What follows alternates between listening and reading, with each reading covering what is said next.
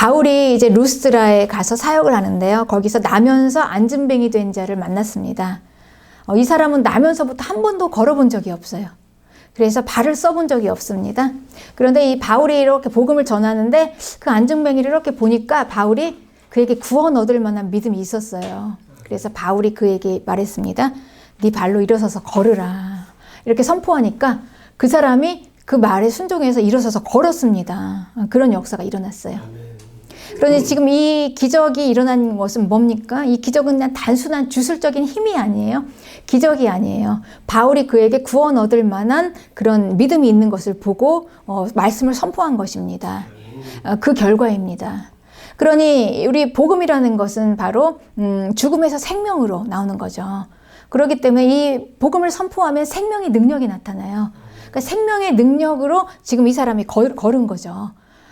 그러니 하나님께서는 이 말씀이 선포되는 곳에 기적을 일으키시는데요. 그 말씀을 증거하기 위해서 일으키십니다. 그냥 단순한 그 기적 자체가 아니라 이 말씀이 정말 하나님의 말씀이라는 것을 증거하기 위해서 하나님께서 이렇게 기적을 일으키시는 것입니다. 그러니 이 기적의 주체는 하나님이시고 이 기적의 그 원인은 뭡니까? 이건 구원 얻는 믿음이고 구원의 결과죠. 그럼 바울은 이 기적에 그냥 이걸 말씀을 전하는 자일 뿐이에요. 그런데 이거를 보고요. 사람들이 얼마나 참 어리석은지요. 이걸 보고 막 다들 이 바울과 이 바나바에게 향했어요. 모든 관점이. 보이는 사람에게. 그러면서 그들이 얘기하기를 저들은 신이다. 그러니까 신들이 사람의 형상으로 내려왔다. 그러면서 막 바울을 막 높이고 바나바를 높이고 그러면서 이제 바나바는 제우스라고 그러고요. 바울은 그 에르메스라고 합니다. 얼마나 수많은 신들이 많습니까? 그 자기들이 신들을 많이 그냥 만들어내고 거기다 갖다 붙이는 거예요. 저 사람은 말을 하니까 에르메스야. 이 사람은 제우스야. 이렇게 하는 겁니다. 급기야는 이제 그 제우스의 신전에서요. 그 제사장들이 막 내려왔어요. 이 바울에게 제사하려고 내려온 것입니다. 이런 일이 일어났어요. 근데 이 바울과 바나바는 성령이 충만했기 때문에 거기서 이제 넘어가질 않았어요.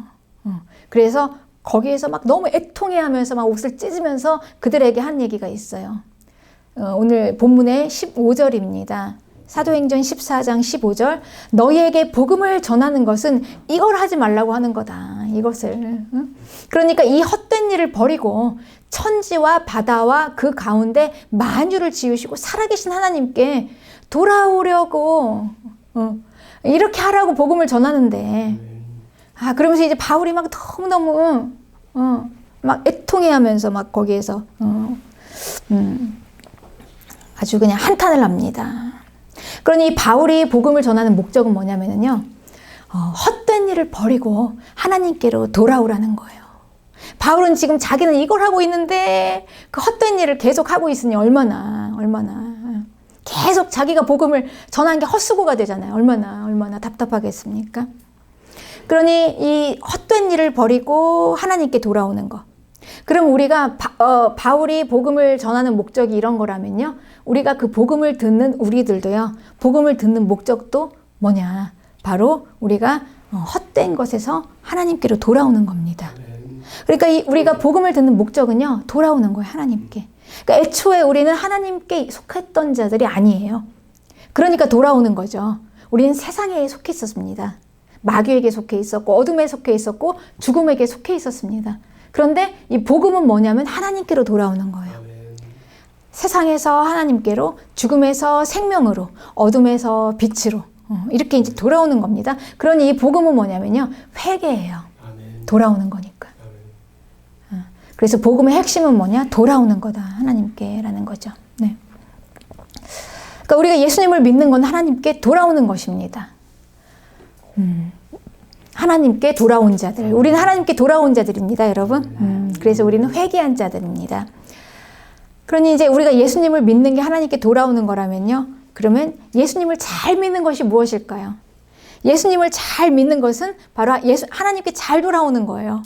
잘 돌아와 있는 거예요. 그러니까 이게 잘못 돌아오면 안 돼요. 그러니까 돌아오긴 돌아오되 그냥 뭐 반절만 돌아와도 안 되고 잘못 돌아와도 안 되고, 그러니까 잘 돌아와야 되는 거. 이게 예수님을 잘 믿는 것입니다. 구체적인 방법을 한번 보겠습니다. 구체적인 방법. 하나님께 돌아오라. 하나님께서는요, 이 구약에서는 그 하나님께서 여호와로 나타나셨습니다. 하나님께서 항상 삼위일체의 하나님이십니다. 성부, 성자, 성령의 하나님, 이 세 분이 한 분이세요. 항상 함께 계세요. 그러니 이분들은 떨어질 수가 없어요. 왜냐하면 한 분이시기 때문에. 그러니까 항상 이분들은 같이 다니시는 거예요. 같이 행하시고 같이 일하십니다.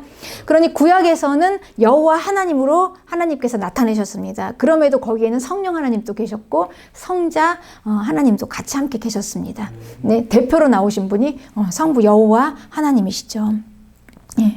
그런데 이제 이분이 이스라엘에게 이렇게 얘기했어요. 돌아오라, 돌아오라. 그러니 그 호세아와 그 음란한 아내 고멜의 그 비유로 호세아를 통해서 말씀하셨습니다. 그러니까 이스라엘은 남편을 버리고 그냥 다른 남자한테 간 그 아내와 같다. 다른 남자한테 도망갔어요.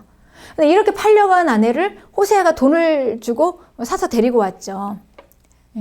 그러니 이 하나님께서는 이 돌아오라, 돌아오라 말씀하셨는데 이게 돌아오라는 게 뭔가 그냥 데리고 와서 그냥 막 끄집어내서 막 뭐 집착하는 게 아니라요. 이 돌아오라라는 부르짖음이 사랑이었다라는 거죠. 사랑.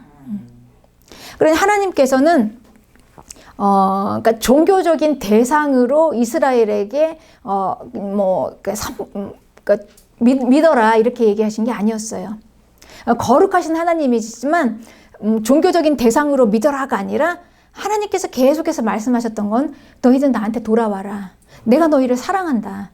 너도 나를 사랑해라. 우리가 깊은 관계 안에서 사랑하자. 이 말씀을 계속해서 하셨던 것입니다. 여호와 하나님이 거룩하시고 높으시고 뭐 아무도 근접할 수 없는 그런 위대하신 하나님이셨지만 그럼에도 불구하고 그 하나님이 계속해서 그 백성에게 한 메시지는요. 나를 종교적인 대상으로 해서 신으로 섬겨가 아니라 나에게 우리 같이 함께 사랑하자. 이걸 말씀하신 것입니다. 그래서 돌아와라. 이걸 말씀하셨어요. 그리고 이제 시대가 지나서 때가 돼서 성자 예수 그리스도께서 오셨습니다. 그때 이제 인간의 역사 속에 그 하나님께서요. 인간의 몸으로 오신 하나님이세요. 그래서 그 예수님이 그러니까 하나님께서 예수님을 통해서 이제 그 대표로 이제 나타내신 거죠. 성자 예수 그리스도로. 그렇지만 그때도 성령님도 계셨고 성부 하나님도 함께 계셨습니다. 그래서 이제 이 예수님이 이제 이 땅에 오셨을 때 그때 이제 하나님이 오셨어요. 사람 사이에. 그러니까 그때 대단히 놀라운 시대였지 않습니까, 여러분? 그 시대에. 그러니까 아무나 가서 하나님을 만날 수가 있었습니다. 대단한 시대죠. 성부 하나님, 여호와 하나님과 비교해 보십시오. 예수님이 오셨을 때, 그래서 이제 많은 사람들이요, 누구든지 예수님을 만나고 싶은 자들은 막 갔어요. 예수님 앞으로 나갔어요. 그래서 만났습니다. 그래서 예수님을 불러서 예수님을 만질 수도 있었고, 그리고 예수님 품에 안길 수도 있었어요. 그리고 예수님께 말씀할 수도 있었어요. 자기 답답한 심정을 얘기하면서 좀 도와주세요. 그러면은 예수님이 다 도와주시고요. 다 해결해 주셨습니다. 병도 고쳐주시고, 뭐 자녀의 귀신 들렸다 그러면은 예수님께서 쫓아내 주시고, 그렇게 예수님께서 가까이 계시는 하나님으로 만났습니다. 그런데 이분은 좀 사랑할 수 있을 것 같아요. 그런데 이 예수님을 만난 자들이 다 하나같이 공통점들이 있었어요. 그 앞에서. 예수님을 만났을 때. 예수님을 만났을 때요. 그들이 거기에서 자기 죄인 된 걸 봤어요. 자기 죄인 된 모습을 보고 회개를 했어요. 예수님 앞에서. 주님, 나는 죄인입니다. 그리고 예수님을 만난 자들이 이제 다 하나같이 또 공통적인 고백이 있어요. 정말 이분이 정말 우리를 사랑하시는구나. 그 죄인 여자. 아무도 거들떠 보지도 않고 그냥 다들 그냥 돌로 쳐서 죽여야 할 존재로 생각했죠. 그렇지만 예수님께서는 그 여자조차도 품으시고 사랑하셨어요. 그래서 이제 사람들은 알게 된 거예요. 아, 하나님이 이렇게 가까이서 우리가 이렇게 만질 수도 있고 내 얘기를 들으시고 그리고 그분이 말씀하시는구나. 그 하나님께서 우리의 일을 다, 그러니까 우리의 일상을 이렇게 도우시는구나. 이런 걸 이제 알게 된 거죠. 아, 이런 분이라면 참 사랑할 수 있겠다. 그래서 많은 사람들이 예수님을 만나고 돌아왔습니다. 예수님 앞으로 돌아왔어요. 네.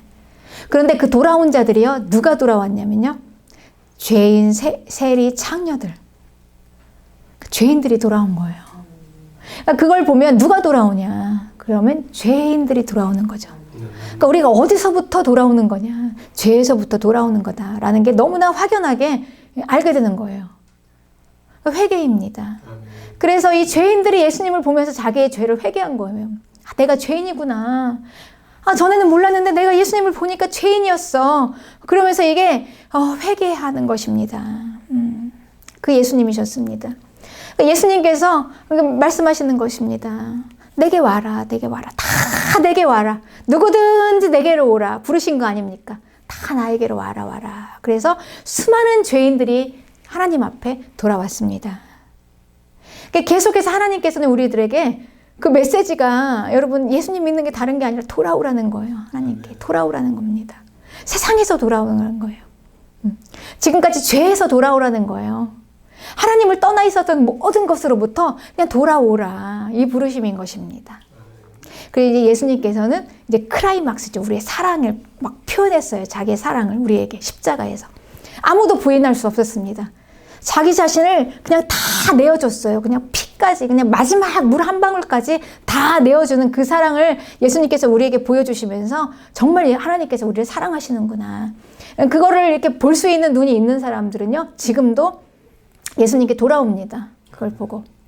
그게 사랑이었구나. 이렇게 깨닫게 되는 거죠. 그리고 예수님께서 이걸 다 이루시고 하늘 보좌로 올라가셨습니다. 그리고 이제 종말이에요. 마지막 종말에는 이제 성령님께서 오셨습니다. 마지막 시대입니다. 마지막 때, 그때는 이제 성부 하나님이 다녀가시고 성자 예수님이 다녀가시고, 그리고 이제 성령 하나님이 오셨어요. 근데 성령 하나님이 오셨는데 예수님께서 올라가시기 전에 이렇게 말씀하셨어요. 이제 성령이 오실 텐데 성령은 내 것을 가지고 나를 알린다 그랬어요. 그러니 이 성령께서 누구를 알리시냐? 예수 그리스도. 그러니까 성령을 통해서 예수님을 만나는 거예요. 그러니까 우리가 그 직접 찾아가서 예수님을 만나기 위해서 뭐 갈릴리로도 가고 뭐 또 나사렛 뭐 찾아가고 뭐 그렇지 않습니까? 예수님 만나려고 갔어요. 이방에서도 막 왔어요. 이스라엘로 예수님 만나기 위해서 그 땅으로 막 왔습니다. 그 예수님을 어떻게 만날 수가 있냐? 우리는 이제 성령을 통해서 만날 수가 있는 것입니다. 우리가 성령님. 그래서 우리가 성령님을 체험하면, 성령 체험을 하면 예수님을 만나는 것입니다. 예수님을 만나요. 그런데 여러분, 우리가 성령 체험하시는 분들의 공통점이 있어요. 성령 체험을 하면 제일 먼저 되는 게 뭐냐면요, 회개 기도가 나와요. 그런데 이 회개 기도가 내 힘으로 되는 게 아니라요, 하나님이 인도하시는 성령님이 이끄시는 회개예요. 그러니까 그 내용들이 다 그렇습니다. 공통적으로 우리가 회개한 게 다른 걸 회개하는 것이 아닙니다. 우리가 뭐 누구 미워했던 거 뭐 이게 아니라 하나님 떠나 살았던 거를 회개합니다. 대부분 내가 하나님 떠나 있었던 거 그걸 회개하고 돌아오는 것입니다. 이게 성령 체험입니다. 그러니 우리 하나님께서는 우리 인간의 역사 속에서 계속해서 말씀하십니다. 시대를 거슬러서 구약 시대를 지나서 신약의 예수님을 지나서 이제 이 시대까지 계속해서 삼위일체 하나님께서 우리에게 계속 똑같이 동일하게 말씀하시는 게 있어요. 하나님께 돌아오라. 하나님께 돌아오라. 오늘 이 시간 하나님께서도 우리에게 말씀하십니다. 내가 너희를 사랑한다. 나는 너의 사랑을 받기를 원한다. 우리가 함께 서로 사랑하자라는 거예요, 여러분. 관계입니다. 그러니까 다른 게 아닙니다. 우리가 종교적인 것도 아니고요. 그냥 뭔가를 하는 것도 아니에요. 그냥 하나님과의 깊은 관계예요.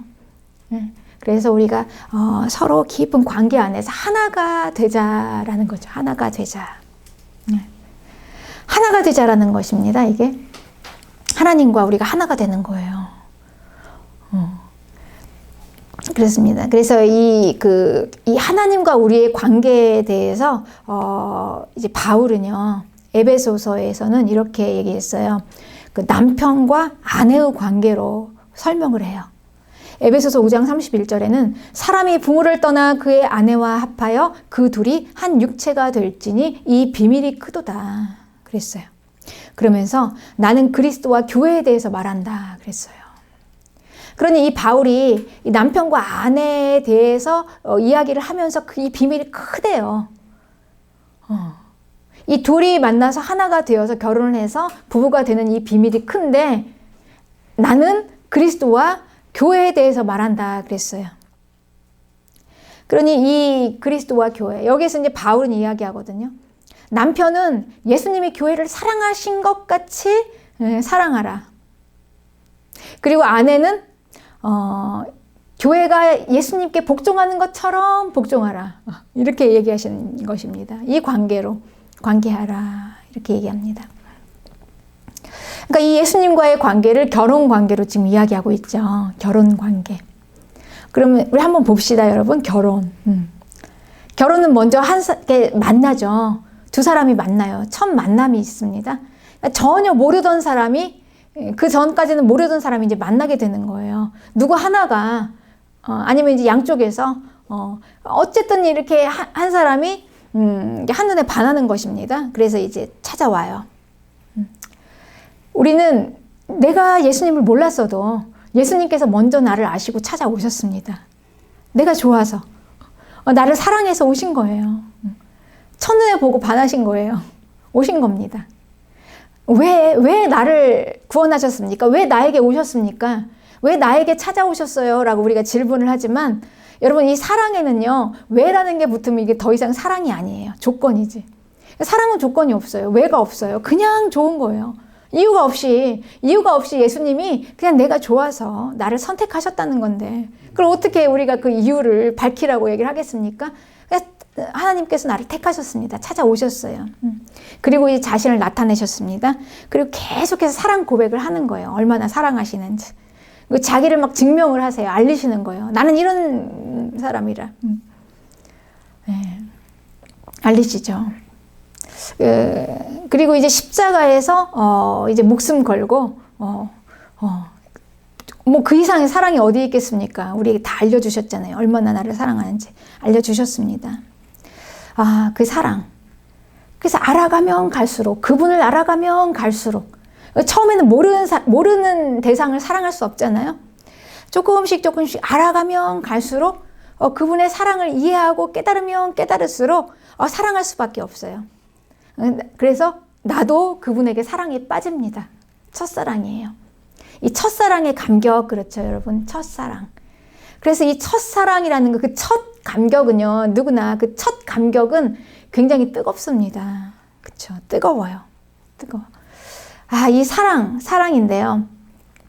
이 사랑에 대한 느낌이 어떤 분들은 그래요. 이 감정이 마비가 되면은요, 이 사랑이 잘 안 느껴집니다. 사랑이 뭔지 잘 안 느껴져요. 그래서 그냥 이 욕망이 사랑이라고 착각을 하는 거예요. 이 감정이 마비가 되니까. 그래서 우리가 예수님의 사랑을 잘 못 느끼시는 분들도 있어요. 그냥 나는 아무런 감정이 없었어. 그러니까 이 감정적으로 우리가 조금 이게 그 표현이 조금 부족하고 이게 뭐 조금 발달이 안 돼 있을 수가 있어요. 우리가 감정적으로 좀 그동안 너무나 억눌려 있었던 사람들, 아니면은 진정한 사랑을 못 해봤던 사람들. 사랑이라는 게 뭔지를 모르는 거예요. 그 느낌이 어떤 건지. 네. 그러니까 이제 이 예수님에 대해서 이게 이제 이 사랑에 대한 이게 잘 안 되는 거죠. 그래서 이제 그 감정이 어떤 건지를 모르는데 이제 예수님과 그 한 번 이렇게 사랑에 빠져서요. 이제 이 감정적으로 정말 좋은 것, 너무 좋잖아요. 여러분, 우리가 처음에 예수님 만났을 때. 다 여러분들 이렇게 체험이 있지 않습니까? 첫사랑. 우리가 믿음 생활 처음에 예수님 만났을 때를 첫사랑이라고 표현하죠. 너무 좋지 않았습니까? 그냥 뭐 다 좋았잖아요. 그냥 교회 구석구석이 다 은혜가 됐죠. 교회 화장실도 은혜가 됐어요. 거기서는 그냥 공기 하나하나가 그냥 뭐든지 다 좋았잖아요. 교회에 관련된 건 다 좋았잖아요. 처음에는요. 너무 좋았죠. 그래서 우리는 이 예수님과의 이 사랑을 한번 해봐야지만이 우리가 진짜 사랑이 뭔지를 알아요. 아, 이게 사랑이구나. 그리고 나서 그때서야 비로소 이제 사랑을 하는 겁니다. 그러니까 예수님하고 사랑을 안 해보고는 우리는 사랑이라는 거 안다고 얘기할 수가 없어요. 이게 진짜 사랑이 뭔지를 아는 거죠. 그래서 우리가 예수님을 만나는 것입니다. 여러분, 이렇게 다 예수님을 만나셨습니까? 첫사랑의 감격이 있으십니까? 네. 혹시 이런 만남이 없으시면요, 우리가 예수님을 만나야 돼요. 우리가 처음에 예수님을 만나면서부터 시작이 돼야 됩니다. 그러니까 만나지 않고는 뭐가 되어지지 않잖아요. 지금 결혼을 해야 되는데 안 만나고 어떻게 결혼을 합니까? 만나야죠. 그러니까 예수님께서 구하라 그럼 주신다고 하셨습니다. 무조건 주세요. 그러니까 성령을 주세요. 만날 수 있습니다. 구하면 만날 수 있습니다. 그래서 이렇게 이제 예수님을 만났는데 이제 그 신랑이 이제 프로포즈를 하는 거예요. 이제는 이제 그 마음이 돌아섰잖아요. 처음에 이제 자기 자신을 막 알렸는데 이제는 이제 알아가다 보니까 좋은 거예요. 그래서 서로 이제 사랑에 빠진 겁니다. 그러니까 프로포즈를 해요. 결혼을 하는 거죠. 프로포즈. 그래서 이제 그 청혼을 받아들이고 결혼을 하게 되면 뭘 하게 되냐면요, 동거를 하는 거예요. 같이 살아요. 같이 삽니다, 여러분. 그러니까 따로따로 사는 게 아니라 결혼했으면은요, 같이 사는 거예요. 함께. 사는 것입니다. 그런데 이제 여기서 우리가 착각하는 게 있어요. 많은 사람들이 결혼에 대해서 착각하는 게. 그러니까 결혼이 끝인 줄 알아요. 됐다, 이렇게 생각하는 거예요, 서로. 내 것이 됐으니까 이제 안심해도 돼.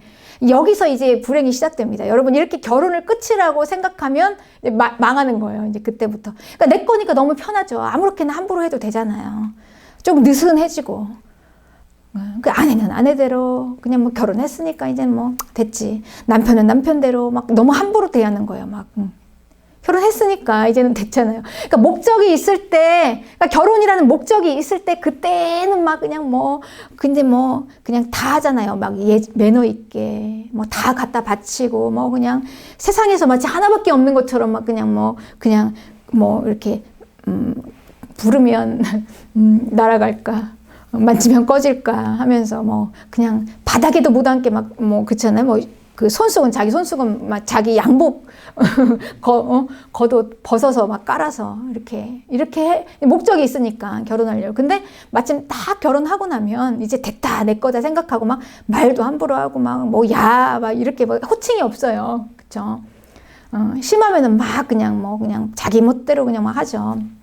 그런데 여러분, 이제 이 결혼은 끝이 아니라요, 시작이에요. 이제부터 시작인 거예요. 이제부터 시작인 것입니다. 그래서 이제 그 시작인데, 이제 그 모든 것의 시작이에요. 둘의 시작이에요. 둘의 관계의 시작, 이제부터 시작하는 거고, 그리고 이제 이 시작은 뭘 선언하는 거냐면요, 오직 그러니까 결혼한 상대 한 사람만을 사랑하기로 온 천하에 다 공포하고 이제 시작하는 거예요. 근데 결혼했으니까 이제 목적 달성했으니까 넌 내 거니까 이제는 안심해 하고 딱 쳐놓고 자기는 마음대로 가서 막 밖에서 막 그냥 하고 싶은 대로 하는 게 아니고요. 이 결혼이라는 게 시작이니까 시작이잖아요. 시작. 이제부터 시작인 거예요. 온 천하에 공포하는 거예요. 이제 나는 이 한 사람만 사랑하겠습니다. 한 사람한테만 헌신하겠습니다. 한 사람한테만 올인하겠습니다. 이런 시작입니다. 여러분, 이렇게 이제 결혼을 시작으로 생각하면요, 깨질 가정이 하나도 없습니다. 긴장하는 거예요, 서로. 그러니까 우리가 가장 최선을 다해서 해야 될 대상은 이제 결혼한 대상들입니다. 서로입니다. 그렇습니다. 그래서 이제 이렇게, 그래서 우리가 이제 예수님 믿는 것도 그렇습니다. 이제 예수님의 프로포즈를 받았어요. 영접했습니다. 세례도 받았어요. 나 구원 받았어. 이제 천국 갈 수 있어. 그러니까 이제 됐어라고 생각하고 이제 함부로 아무렇게나 하는 거예요. 아무렇게나. 조금 편하게 살고 싶다.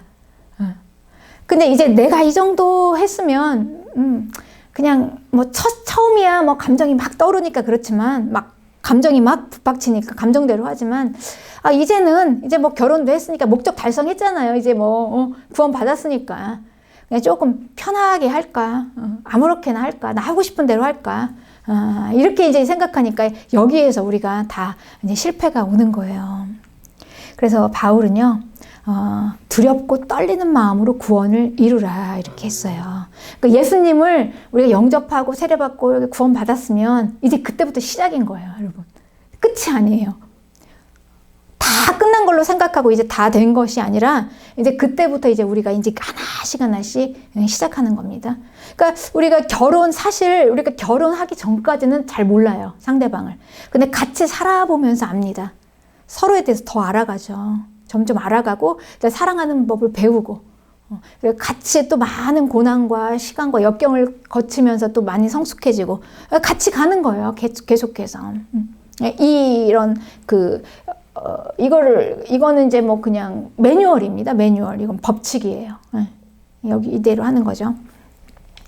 그래서 이제 이 결혼을 유지하는데요. 그래서 이 관계를 시작해서 잘 유지하려면 뭐가 가장 중요할까요, 여러분, 여기서? 충성이죠, 충성. 그러니까 서로에게 충성해야 돼요. 그러니까 충성, 헌신, 이런 게 요구가 됩니다. 그러니까 이런 게 없이는 둘 관계가 유지되지 않아요, 여러분. 그러니까 이 서로에 대한 헌신이 있어야지만이 우리 관계가 그렇잖아요. 사람 사이가. 그렇지 않습니까? 그 관계를 가꾸기 위해서는요, 그만큼 쏟아 부어야 돼요. 많이 가서 밥도 사야 되고, 막 커피도 사야 되고, 선물도 해야 되고. 그래야지 서로 간에 이게 딱 관계가 형성이 되잖아요. 이게. 신뢰도가. 좋은 감정이 생기는 거죠. 그렇게 막 표현을 하는 거죠. 그래서 이제 이렇게 유지하는데, 그래서 이제, 결혼해서 이렇게 공인해서 많은 이 매뉴얼대로 하자면은요, 오직 한 사람에게만 충성하겠다는 거예요. 누구에게요? 내 배우자에게. 그리고 누구에게? 한 사람에게만 헌신하겠다는 거예요. 그러니까 우리는 이거를, 우리는 이 세상에 결혼해서 이거를 완전 뒤집잖아요. 거꾸로 가잖아요. 이제 결혼했으니까 이거는 이제 안심하고 나는 바깥에 나가서 충성할 거야. 그러니까 남들한테는 그렇게 헌신적으로 충성하고 그렇게 다 쏟아부으면서 잘하는데 자기 집에 안에 들어와서는 그냥 함부로 막 하는 거야. 아무렇게나 막 해요, 서로. 그러니까 이제 우리가 그 관계가 거꾸로 됐으니까. 그러니까 이제 당연히 깨질 수밖에 없는 거죠. 그 관계가 될 수가 없어요, 여러분. 그렇게 하면. 어떻게 좋은 관계가 될 수 있겠습니까? 한 집에서 같이 살려면요, 관계가 좋아야 되고, 계속 가꾸어야 되고, 서로 간에 계속해서 신뢰가 쌓여야 되고, 이래야지 여러분 행복하게 살 수 있잖아요. 근데 그건 안 하고 그냥 막 엉뚱하게 거꾸로 가니까. 믿음 생활도 마찬가지입니다, 여러분. 우리가 구원 받았으면 이제 그때는 매뉴얼이라는 게 있어요, 매뉴얼. 이제, 우리가 이제 계속해서 충성하고 헌신을 계속해서 해야 되는데, 바울은 이 남편과 아내와의 관계에서 가장 중요한 걸 이렇게 얘기했어요. 그리스도께서 교회를 사랑하시고 위에서 자신을 주심같이 이렇게 사랑하래요, 남편에게. 계속해서. 그리고 아내들아, 교회가 그리스도에게 하듯이 범사의 남편에게 복종하라. 이렇게 관계를 유지하라는 거예요. 이래야지 관계가 유지된다는 거예요. 그러니까 결혼 생활은 어떻게 해요? 매뉴얼이 있는데 이 매뉴얼은 남편은 그냥 정말 최선을 다해서 결혼했으니까 내 거니까 목적 달성했으니까 끝이 아니라 이제부터 이제 막 죽기 살기로 사랑하라는 거예요. 목숨 걸고. 그리고 아내는 어떻게 해요? 복종하래요. 그러니까 이렇게 해야지 결혼이 유지된다는 거예요. 이렇게 안 하면요, 안 된다는 거죠. 안 된다는 거예요. 그러니까 수많은 가정들이 깨지는 거 아닙니까? 이게 부부의 매뉴얼입니다. 부부관계 매뉴얼. 그러니까 이렇게 하면 문제가 없다는 거예요. 그러니까 복종. 이 복종이라는 거는요, 사전에 찾아보면은 순종은 그냥 순수히 따르는 거예요. 근데 복종이라는 건 뭐냐면 자신의 의지와 상관없이 권위 있는 타인의 명령이나 의지를 그대로 따르는 것이다. 이게 복종이에요. 그러니 이 복종은 어떻게 하는 겁니까? 감정으로 하는 게 아니죠. 의지로 하는 거죠. 하겠다는 결단으로. 해야 하니까. 그러니까 매뉴얼대로, 법대로 하는 거예요. 그러니까 우리가 예수님 믿었으면은요, 이렇게 믿음 생활이 막 구원 받았으니까 됐으니까 막 감정이 확 좋아지면, 내가 충만해지면, 좀 내 일이 잘 풀리고 잘 되면은 이제 그때는 내가 막 헌신하고 잘하고, 내가 이제 막 안 돼요. 세상 일이 안 돼. 그리고 막 내가 기도한 대로 또 응답도 도대체 하나님은 내 기도를 들으시는 건가 아닌가? 응답도 안 되고, 어떻게 막 일은 꼬이고, 자녀들은 자녀들대로 안 되고, 막 또 사업은 사업대로 안 되고, 이렇게 안 되면 감정이 상하잖아요, 여러분. 이러면. 그쵸? 그럼 괜히 하나님 원망하죠? 감정 상했으니까 안 해. 이게 아니라는 거죠. 그리고 남편과 아내가 내가 사람이 서로 살다 보면은 좋을 때도 있고 나쁠 때도 있어요. 그러면 내가 감정이 상했으니까 그때는 그냥 내 맘대로 그냥 막 말도 함부로 하고 막 행동도 함부로 하고 그냥 아무렇게나 한단 말이에요. 그러니까 이렇게 해서는 관계가 지켜질 수가 없다는 거예요. 내가 감정이 좀 상해도 내 감정은 좀 잠시 뒤로 두고 내가 바깥에서 좀 일도 안 됐어. 집에 와서 막 화풀이하고 이런 게 아닌 겁니다, 여러분. 감정은 감정대로 그냥 두고 관계를 위해서 관계를 유지하려면 의지적으로 웃으면서 의지적으로 내가 막 헌신을 하고 충성을 해야 되는 겁니다, 더. 그러니까 믿음 생활이 이런 겁니다, 여러분. 감정대로 하는 게 아니에요, 신앙생활이. 내가 좋다고 나쁘다고 이렇게 해서 감정으로 하는 게 아니고요. 그냥 내가 감정이 어려워도 내가 사는 게 공고해도 힘들어도 그냥 매뉴얼대로 하는 겁니다. 법대로. 하나님의 말씀대로. 복종하는 거예요. 그냥. 그 권위. 내가 결단을 하는 거죠. 우리 결혼이라는 게 약속이잖아요. 그리고 만천하 앞에서 다 우리가 맹세한 거잖아요. 맹세. 공인한 거잖아요. 그러니까 이 공인이라는 건 뭐냐면 내가 의지적으로 이걸 지켜나가겠다는 결단이잖아요. 그러니까 우리가 믿음 생활도 그렇게 하는 겁니다. 감정으로 막 그냥 되는 대로 하는 게 아니라 의지적인 결단을 하는 거예요. 내가 하나님만 섬기기로 하겠습니다. 온 천하에 공포한 것처럼 한 사람에게만 충성하듯이 오직 하나님 한 분만, 세상 사랑하지 않고 오직 하나님 한 분만 충성하고 헌신하면서 내가 비가 오나 눈이 오나 아플 때나 건강할 때나 사업이 망할 때나 돈을 많이 벌 때나 관계없이 내가 의지적으로 계속해서 충성을 하고 헌신해 복종해 나가겠습니다. 이렇게 결단하는 거죠. 이렇게 하는 겁니다. 그러면은 우리가 그 매뉴얼대로 하면은 남편과 아내의 관계가 그대로 지켜지고 결혼이 깨질 일이 없어요. 그렇듯이 우리가 이 매뉴얼대로 믿음 생활을 하고 하나님과의 관계 안에서 이렇게 해나가면은요, 우리가 믿음이 안 될 수가 없어요. 잘 될 수밖에 없어요. 믿음 생활을 잘 할 수밖에 없어요. 그렇습니다. 예수님을 잘 믿을 수밖에 없는 것입니다. 그래서 이제 이 결혼은요, 이 결혼을 이렇게 보면은, 결혼의 이제 한마디로 결혼을 얘기한다면, 결혼은 뭐냐? 순결이다. 순결.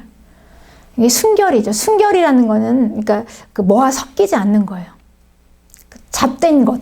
그러니까 잡된 것들과 섞어지지 않는 것이 순결이다. 그러니 이 결혼은요, 아니, 순결은 뭐냐면 거룩이라는 말하고 같은 의미죠. 그러니까 순결과 거룩은 같은 의미입니다.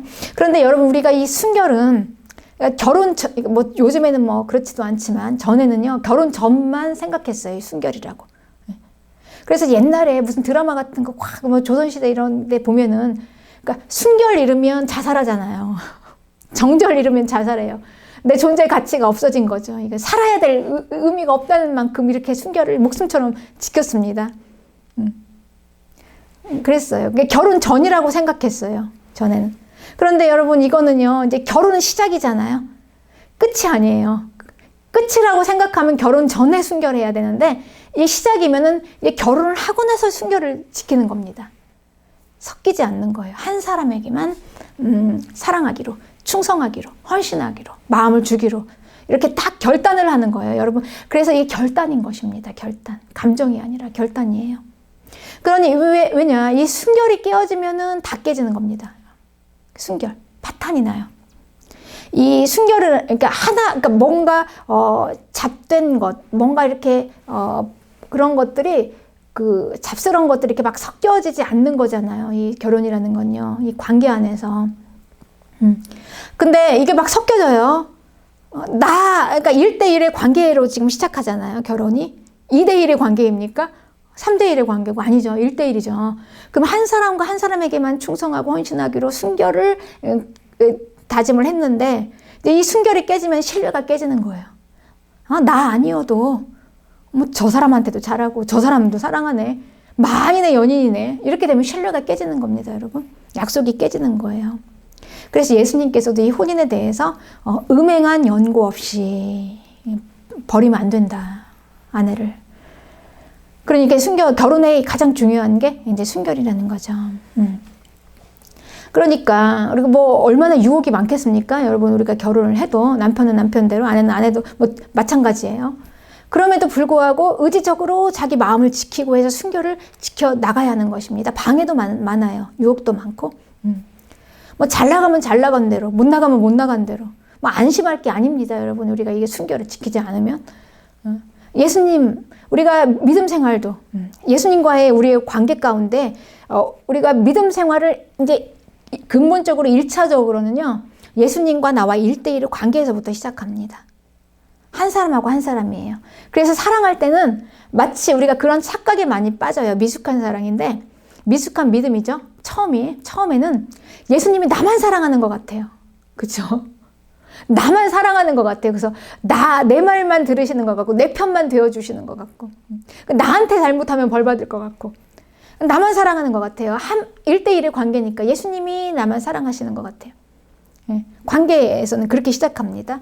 그러면 나도 예수님만 사랑하는 그 1대1의 관계가 계속 유지되어야 돼요. 이게 깨지면 안 됩니다. 그래서 처음에는 그렇게 시작했는데, 첫사랑을 그렇게 시작했는데, 이제 구원도 받고, 조금 연륜도 지나고, 결혼 생활도 오래 해서 이제 조금 익숙해지니까 눈을 쭉 돌려요. 유혹이 막 오잖아요. 유혹이 와요. 여러분, 결혼에서 유혹이 많습니다. 안심할 게 아니에요. 서로에게. 그러니까 이 신부를 빼앗아 가려는 마귀가 있어요. 그래서 이 세상 것들이 막 유혹을 하는 겁니다. 세상의 그 좋은 것들로 유혹을 해요. 돈으로, 명예로, 더 좋아 보이는 것들로 막 유혹을 해요. 지키는 거예요. 다 차단해서 꺼내놓고. 그러면은 이게 관계가 되겠습니까? 다 받아들이면 되겠습니까? 그렇죠? 그래서 예수님 한 번 사랑하기로 결단했으면 뭐 세상에서 아무리 좋은 거, 돈이 있고 명예가 있고 뭐 아무리 와서 좋은 것들로 그럴듯해 보이는 것들을 유혹하죠. 그래도 탁 차단해내고 믿음 지키는 거예요. 약속 지키는 거고 결단을 지켜 나가는 것입니다. 그렇습니다. 그래서 이 교회와 예수님, 우리 성도와 예수님과의 관계는요, 이 거룩이 깨어지면 관계가 깨어져요. 신뢰가 깨어지는 거예요. 거룩이 깨어지면. 그래서 거룩입니다. 거룩. 핵심은 거룩이에요. 그러니까 교회의 존재감은 거룩이에요. 그러니까 이 거룩이라는 게 깨지면은요, 이 그리스도인이라는 의미가 없는 거예요. 여러분, 얼마나 이 순결이 중요했으면, 아니, 우리 옛날에는 저 어렸을 때만 해도 그런 게 많이 있었어요. 그러니까 이 순결 잃으면 자살했어요. 그 시대만 해도 그랬습니다. 그런 시대가 있었어요. 그러니까 자기 존재 가치가 없어지는 거예요. 앞으로 자기가 한 남자의 아내로서 살아야 할 존재 가치가 없으니까 차라리 죽는 거죠. 그러니까 이 교회가요, 거룩을 잃으면, 순결을 잃으면 존재 가치가 없는 거예요. 있어야 될 의미가 없는 거예요. 우리는 많이 그렇게 생각합니다. 합리화도 하고, 적당히 타협도 합니다. 세상도 사랑하고, 하나님도 사랑하고. 근데 그게 안 된다는 거예요. 그렇게 하면 안 된다는 거예요. 관계가 안 된다는 거죠. 거룩이죠. 네. 그래서 이제 이거를 계속해서 이제 이렇게 관계를 잘 유지하면서 이제 결혼 생활을 잘 유지하잖아요. 그러면은요, 이제 그 사랑이, 아마 이제 결혼 생활을 오래 해보신 분들은 알 거예요, 여러분. 그 결혼 생활을 잘 유지하다 보면은 이게 사랑이라는 게요. 그러니까 오래 같이 살았으니까 이제 흥미도 없고 질렸어. 이거는 그 육체의 사랑이에요. 그러니까 그 정욕적인 사랑인 거죠. 네. 그런데 진짜 사랑은요. 진짜 사랑은 시간이 흐르면 흐를수록 진짜 사랑으로 가는 거죠. 그러니까 우리가 그 20대 때는 사실 우리가 20대 때는요, 그러니까 결혼하기 전에는 실은 우리가 사랑이 뭔지를 잘 몰라요. 사랑이 잘 모릅니다. 여러분, 우리가 20대를 한번 생각해 보세요. 그냥 아무 생각 없이 막 모르고 그냥 감정으로 우리가 사랑이라 생각하고 결혼했지, 진짜 사랑이 뭔지를 알고 결혼한 20대가 얼마나 있겠습니까? 그쵸? 그리고 20대는 그냥 사실 인생에 있어서 20대라는 나이는요, 그러니까 깊이라는, 열정은 있지만 깊이는 없어요. 그러니까 뭐냐면 진짜를 모른다는 거예요. 진짜. 그러니까 진짜는 나이가 들고 경험을 하고 많은 것을 세월을 겪어 나가서 이제 조금 우리가 성숙해지면 그때 비로소 우리가 이제 음식도 뭐가 맛있는가, 뭐가 좋은가, 어디가 좋은가 다 그때 이제 통달을 하는 거죠. 모든 삶의 이치를 다 깨닫게 되는 거죠. 그러니까 삶의 이치를 깨닫게 되면서 진짜가 뭔가를 조금씩 알아갈 때 이제 그때 사랑이 뭔가를 이제 알게 되는 겁니다. 그러니 우리가 첫사랑은 뜨겁지만 우리가 그 예수님을 만났을 때 첫사랑으로 막 감정은 뜨겁지만 사실 그때 성숙한 믿음은 아니었어요. 막 날뛰는 믿음이었잖아요. 막 열정만 넘쳐가지고 막 감정이 막 북받치니까 막 예수님이 사랑하고 막 나도 예수님을 사랑하는데 막 뭐든지 다 할 수 있을 것 같아. 막 그때는 막 가서 얼마나 위험합니까? 그쵸? 위험하죠. 그 열정만 있으니까. 그런데 이 믿음이 이제 시간이 지나면서 이제 막 단련도 받고요. 훈련도 받고 시험도 당하고 이러면서 견고해지면서 이제 그 믿음 생활을 잘하고 지켜나가면 이제 가면 갈수록 해를 지나면 지날수록 그러니까 연륜이 있으면 있을수록 성숙한 믿음이 되는 거예요. 결혼 생활도 마찬가지입니다. 똑같죠. 그러니까 이 사랑이 20대 초반의 그 열정적인 사랑이 아니라 부부가 같이 함께 그냥 뭐 건강도 잃어보고요.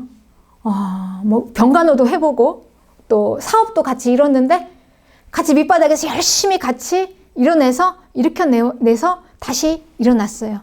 그러니까 자녀가 어려움을 당했는데 같이 합심해서 막 기도하고 막 해서 잘 돌봐서 이제 잘 일으켜냈단 말이에요. 그러니까 이런 모든 것을 다 겪어내고 나서 이런 그 사랑이 그때 그 사랑이 굳건하죠. 믿음도 그렇습니다. 그렇습니다. 그래서 이제 이 시간이 지나면 지날수록 많은 연단도 받고 훈련도 받고 이러면서 또 더 알아가는 거예요. 우리가 사람도 그렇죠. 좋을 때는 다 좋아요. 그런데 험한 일을 한번 겪어봐야 돼요. 같이. 고난을 한번 겪어봐야 합니다. 그때 이제 진가가 나타나는 거예요. 뭐 사업이 망했다. 남편이 사업이 망했으니까 이제 더 이상 가치가 없어. 버리고 그냥 이혼하고 가. 이게 진가가 이제 알아지는 거죠. 뭐 아내가 병이 들었어. 불치병이에요. 이제 더 이상 어쩔 수가 없다. 그리고 이제 버리고 그냥 이혼하고 가. 그러니까 우리는 그런 고난을 한번 겪어봐야 합니다. 그러니까 사람은요, 좋을 때는 서로 좋아요. 돈이 많을 때, 건강할 때, 그때는 막 서로 좋습니다. 그런데 어려움을 한번 겪어보면 그때 이제 그 사람이 누구인지를 아는 거죠. 그쵸? 우리 그렇지 않습니까? 여러분 주변에 친구들도 그렇지 않습니까? 함께 어려움을 한번 겪어봤을 때 그 사람이 과연 그 어려움 때문에 그냥 나를 떠나갈 수 있는 사람 같으면 뭐 그냥 아무것도 아니죠. 존재가. 그렇지만 그 어려울 때 더욱더 힘이 되어주고 함께 북돋아주고 정말 그건 진실한 관계인 거죠. 그렇습니다. 그러면서 이 관계가 더 견고해지고 믿음이 더 뜨거워지는 것입니다. 예수님과 우리가 믿음도 그렇습니다, 여러분. 우리가 살다 보면 힘든 일도 있고 어려운 일도 있어요. 형통한 날도 있지만 공고한 날도 있습니다. 네. 형통할 때는 내가 그냥 예수님 잘 믿다가 사업 망하고 건강 잃고 공고하면 그냥 탁 버리고 떠나가고. 그러니까 이렇게 되면은 믿음이요. 그래서 우리가 신앙생활이 어려운 거예요. 예수님 믿기가 어려운 겁니다. 그렇지만 이럴 때나 저럴 때나 형통할 때나 공고할 때나 건강할 때나 돈 많이 벌 때나 사업이 안 돼서 쓰러질 때나 건강을 잃을 때나 변함없이 의지적인 결단으로 계속해서 헌신하고 충성하기로 내가 결단했던 것을 계속해서 이루어가고 죽기 살기로 하는 거예요. 그냥 여러분 쉽겠습니까? 그게 쉽지 않죠. 그래도 하는 거예요. 그렇게 하다 보면은 이제 믿음이 견고해지는 겁니다. 그러면은 부익부 빈익빈이에요. 있는 자에게는 더 많이, 없는 자에게는 다 잊어버리는 거죠. 그래서 더 가속도를 붙어가지고 막 믿음이 쭉쭉 올라가요. 견고해집니다. 그때는 아무도 건들 수 없는 믿음. 그래서 믿음 생활이 너무나 쉬워지는 거예요. 예수님을 잘 믿게 되는 것입니다. 그렇습니다. 사랑도 성숙한 사랑, 믿음도 성숙한 믿음, 성숙한 믿음이 되어지는 것이죠. 그렇습니다. 그래서 이렇게 이제 잘 결혼 생활을 이렇게 하다 보면은요, 여러분 결혼해서 부부에게 열매는 뭡니까? 자녀죠. 자녀. 많은 자녀들이 풍성하게 잘 되는 거예요. 자녀가 잘 되는 거. 그렇게 내가 이 하나님과의 관계 안에서 그렇게 믿음 생활을 잘 신실하게 해 나가면 나를 통해서 많은 영혼들이 구원을 받습니다. 생명을 얻게 되는 것입니다. 이렇게 예수님이 이런 걸 하는 것이죠. 그런데 그래서 우리는 이렇게 이제 믿음 생활을 잘 지키는 거예요. 이런 여정인 것입니다. 그러니까 단순히 우리가 믿음 생활이 그냥 단순히 그냥 뭐 이거를 자꾸 조각조각 하나씩 떼어서 내가 예수님 믿으면은 일이 좀 잘 풀릴까, 좀 잘 될까, 마음의 위안을 얻을까, 딱 조각으로 내고 내가 예수님 믿으면 이제 구원 받았으니까 이렇게 조각이 아니라요. 통합적으로 다 연결이 되어서 이렇게 끝까지 우리가 사는 날 동안 우리의 인생 가운데 계속해서 하다가 여러분 그래야지 우리가 예수님을 만나도 예수님이 우리를 알아보지 않겠습니까? 계속해서 우리랑 같이 난 너를 너무나 잘 안다. 우리 같이 살았잖아. 동거했잖아. 아는 것입니다. 이렇게 이제 우리가 승리한 교회는요. 이렇게 하다가 마지막 날 우리의 신랑 되시는 예수님의 어린 양의 신부로 쫙 하늘에서 영광스럽게 내려오는 거. 요한계시록에 이제 요한이 그 환상을 보았습니다. 이게 이제 우리가 승리하는 겁니다. 승리하는 거. 왕도가 없어요. 이거 외에는 길이 없습니다. 예수님 잘 믿는 게. 그렇습니다. 네. 그래서 이제 이걸 하려고 바울이 복음을 전하는데요. 복음을 전하는데, 이제 그러니까 헛된 일을 버리고 하나님께 돌아오라라는 거죠. 그런데 우리가 보통 대부분 많은 사람들이 헛된 일에 많이 빠져 있어요. 그래서 하나님께 못 돌아오는 겁니다. 그러니까 이 헛된 일을 버려야 하나님께 돌아올 수 있는데 계속해서 헛된 일에 빠져 있고 이거를 계속 붙잡고 있으니 돌아올 수가 없는 거예요. 돌아올 수가. 이 헛된 일이라는 게 뭡니까? 이 헛된 일이라는 거는 이제 이 헛된 일은 그야말로 그냥 이 땅에서 딱 쓰고 그냥 버리고 가는 거예요. 저 영원한 나라까지는 못 가지고 가는 거. 딱 이 땅에 있는 거. 육체 동안만. 몸으로만 할 수 있는 거죠. 이생의 자랑, 정욕, 안목의 정욕. 그렇죠. 그래서 이제 바울은요, 이 하늘과 땅, 바다와 그 안에 모든 것을 창조하시고 다스리시는 살아계신 하나님께로 돌아오라. 그가 비를 내리시고 해와 달과 별로 절기를 주셔서 곡식을 추수하게 하시고 또 결실할 수 있도록 해서 우리를 먹고 살게 도우시는 분이 하나님이신데 이 하나님을 버리고 자꾸 우상을 만들어서 가는 거예요. 사람을 도움으로 삼고 환경을 도움으로 삼고 가는 것입니다. 육체의 정욕, 안목의 정욕, 이생의 자랑, 이런 것들 때문에 못 돌아오는 겁니다. 자꾸 여기에 빠져 있으니까. 이제 이게 우리를, 가리는 거죠. 이거에 빠져 있으면 이제 눈이 가려져서 안 보이는 거예요. 여러분, 우리가요, 그 사기꾼한테 사기를 당하잖아요. 어떤 사람들은 왜 사기를 안 당해요? 저 사기꾼이 진짜 알아볼 수 있는 눈이 있는데 왜 사기를 당하겠습니까? 왜 사기꾼의 사기를 못 보겠습니까? 안 보이는 거예요. 욕심 때문에, 탐심 때문에. 내 안에 욕심이 있으니까 눈이 싹 가려져서, 그게 안 보이는 거예요. 그렇습니다. 그러니까 이생의 자랑이 있고, 안목의 정욕이 있고, 내 안에 그냥 육으로 강성하게 있으면 하나님이 안 보이는 겁니다. 안 보여요. 눈이 가려워서. 돌아올 수가 없는 것이죠. 육이 강성하면. 그러니까 돌아올 수가 없는 거는요, 육이 강성하면 돌아올 수가 없어요. 전도서 7장 14절에는 형통한 날에는 기뻐하고, 공고한 날에는 뒤돌아보라. 이 두 가지를 하나님이 병행하게 하사 사람이 그의 장래일을 능히 헤아려 알지 못하게 하려고. 그러니까 우리가 예수님 믿는다고 해서요 항상 형통한 날만 있는 게 아니에요. 여러분, 이거 오해예요. 속이는 겁니다. 육신의 정욕, 안목의 정욕, 이생의 자랑, 이런 것들이 우리를 속이는 거예요. 예수님 믿으니까 형통해야 되잖아. 형통한 날만 있어야 되잖아. 자꾸 이쪽으로 막 코드를 막 몰아가는 겁니다. 형통으로. 그렇지만 하나님께서는요, 형통한 날도 주셨지만요, 곤고한 날도 허락을 하셨습니다. 우리에게. 인생 살면서 무너짐을 주셨어요. 왜? 형통한 날과 곤고한 날을 같이 막 우리가 섞어서 살아야지만 예측을 할 수가 없는 거예요, 앞날을. 이게 다 형통만 하면은 그냥 예수님 믿으면 다 형통해, 끝! 그냥 쭉쭉 나가. 이렇게 생각하면은 우리가 여러분 형통한데 우리가 왜 하나님께 기도하고 하나님을 의지할 수가 있겠습니까? 공고한 날도 있어야지, 예측을 할 수가 없어야지 하나님을 의지하지 않겠어요? 계속해서 하나님께 돌아올 수 있지 않겠어요? 기도하고. 예측할 수 없으니까, 불안정하니까. 난 모르겠으니까. 하나님께 찾아가서 도움을 청하는 겁니다. 하나님께서는 우리의 관계예요, 관계. 그러니까 이 땅에서 잘 먹고 잘 사는 육신의 형통함만이 아니라 우리 영혼입니다. 하나님 우리를 놓지 않으시겠다는 거예요. 그 공고함도 주시고 형통함도 주시고 이렇게 주시는 것입니다. 그렇습니다. 그래서 우리는 그 살면서 우리가 그 곤고함이라는 축복이 얼마나 큰 축복인지 몰라요, 여러분. 그게 축복인 줄 아십니까? 없어봐야 있는 거에 대한 감사가 나와요. 그러니까 그러니까 우리가 있기만 하면은요, 이게 명품이에요, 여러분. 명품이.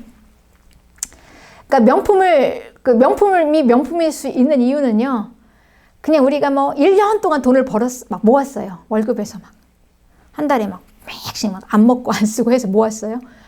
그래가지고 한 1,000만 원을 만들었단 말이에요. 1,000만 원을 딱 가지고 가서 이렇게 명품 가게 가서 가방을 하나 딱 샀어요.